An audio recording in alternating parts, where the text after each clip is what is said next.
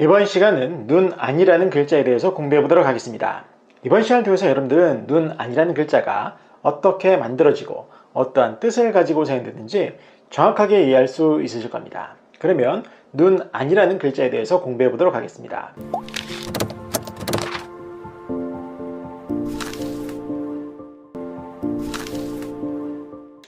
눈 아니라는 글자를 공부하고 있는데요. 이 글자가 우리의 생활 속에서는 어느 때 사용됐는지 한번 살펴보도록 하겠습니다. 먼저 안구라고 할 때 그 안구에서의 안자가 바로 오늘 배우는 글자입니다. 그리고 안과라고 할 때 안과에서의 안자 또한 오늘 배우는 글자고, 안경이라고 할 때 안자 또한 오늘 배우는 글자입니다. 그리고 안목이라고 할 때 안자, 또는 차간이라고 할 때 안자, 그리고 혈안이라고 할 때 안자가 바로 오늘 배우는 눈 아니라는 글자입니다. 자, 이렇게 보셔서 아시겠지만 오늘 배우는 글자 또한 우리의 생활 속에서 아주 많이 사용되는 것을 알 수가 있는데, 그렇다면 이 글자는 과연 어떻게 만들어지고 어떤 뜻을 가지고 있는지 살펴보도록 하겠습니다. 먼저 이 글자의 속성을 살펴보면 이 글자의 속성은 형성입니다. 형성 결합에 의해서 만들어진 글자다라고 보시면 되겠는데, 어떠한 글자들이 결합을 했나 살펴보면 이 글자의 모양을 가만히 보세요. 가만히 보시면 이 글자는 좌측과 우측으로 나누어 살펴볼 수 있습니다. 즉 좌측에 있는 글자와 우측에 있는 글자가 결합을 해서 만들어낸 글자다라고 보시면 되는 겁니다. 그러면 이 좌측에 있는 글자는 어떤 글자냐? 이 좌측에 있는 글자는 사람의 눈을 나타내는 눈목이라는 부수 글자입니다. 눈목. 자, 눈을 나타내는 부수 글자입니다. 그래서 눈목이라는 부수 글자고, 그리고 오른쪽에 있는 글자는 어떤 글자냐?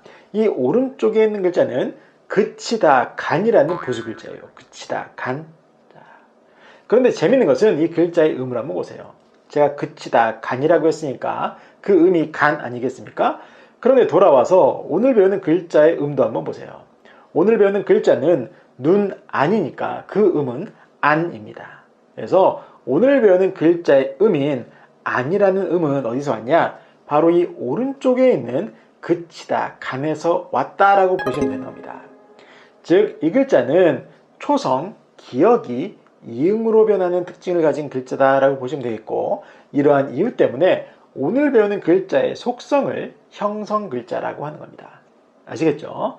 자, 그렇기 때문에 오늘 배우는 글자를 정확하게 이해하기 위해서는 바로 이 오른쪽에 있는 그치다 간이라는 글자를 정확하게 알고 계셔야 돼요. 설명을 드리면 이 그치다 간이라는 글자는 부수 글자이면서도 결합 글자입니다. 결합에 의해서 만들어진 글자예요. 어떠한 글자들이 결합했나 살펴보면 이 글자의 모양을 가만히 보세요. 가만히 보시면 이 글자는 윗부분에 사각형 모양의 부분과 그 아랫부분으로 나눠 살펴볼 수 있습니다. 그래서 그 사각형 모양의 글자는 뭐냐? 무슨 해일이라는 것이 아니라 이것은 눈목, 즉 오늘 배우는 글자의 왼쪽 부분에 있었던 눈목이라는 글자의 변형입니다. 획이 줄어들었죠. 그래서 그 눈목이라는 글자의 획줄임이다 라고 보시면 되겠고, 아랫부분은 뭐냐? 아랫부분은 비수비라는 부수 글자가 있는데 그 비수비라는 글자의 변형입니다. 아시겠죠? 그래서 이거를 정확하게 파악하기 위해서는 서체 변화를 보시면 정확하게 드러나 있습니다. 서체 변화를 먼저 보도록 하겠습니다. 자, 보시면 이게 바로 이 글자의 서체 변화입니다. 서체 변화인데 왼쪽을 보시면 지금 우리가 사용하는 그 서체가 오른쪽에 있는 거고, 왼쪽이 이 글자 전에 있는 서체예요. 그래서 그 전서를 보시면 그 윗부분에 어떻게 생겼습니까? 그렇죠. 오늘 배우는 글자의 왼쪽 부분인 눈목이라는 글자가 약간 둥그스름한 모양으로 나와 있죠. 그리고 그 아랫부분은 뭐냐? 아랫부분은 지금 모양과는 좀 다른데 좀 이상하게 생기긴 했죠. 그죠? 그게 바로 비수비라는 글자의 전서예요. 그런데 비수비라는 글자는 뭐냐? 숟가락이라고 여러분들 생각하시면 돼요. 숟가락처럼 생긴 과도라고 보시면 더 정확할 겁니다. 그래서 정확한 것은 비수비라는 해당 글자 설명 때 설명을 드리겠는데, 중요한 것은 이 비수비라는 글자에는 어떤 뜻이 하나 더 있냐면 그게 뭐냐면 거꾸로지다라는 게 있어요. 거꾸로지다. 여러분들 거꾸로라는 말 아시죠? 거꾸로가 뭡니까? 반대 아니겠어요? 그 반대를 의미하는 거꾸로지다라는 뜻이 있어요. 비수비 안에. 왜 그러냐면 이 비수비라는 글자는 원래 비수를 본떠서, 비수의 모양을 본떠서 만든 상형 글자이긴 한데, 이 글자를 만들고 보니까 사람인이라는 글자, 사람을 나타내는 글자 중에서 사람인이라는 글자가 있는데, 여러분들이 아주 잘 알고 계신 그 글자입니다. 그 사람인이라는 글자의 전서의 모양을 보면 요 비수비의 전서랑 비슷하게 생겼어요. 그런데 한 가지 다른 게 뭐냐면 비수비라는 글자와 사람인이라는 글자의 방향이 다릅니다. 반대 방향이에요.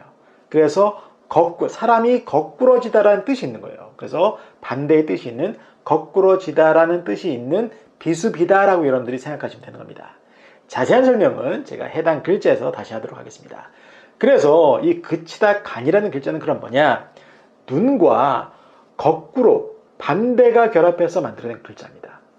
눈과 거꾸러지다 또는 눈과 반대의 뜻이 결합해서 만들어낸 글자예요. 거꾸러지다라는 의미보다는 반대의 뜻이라고 생각하시면 됩니다.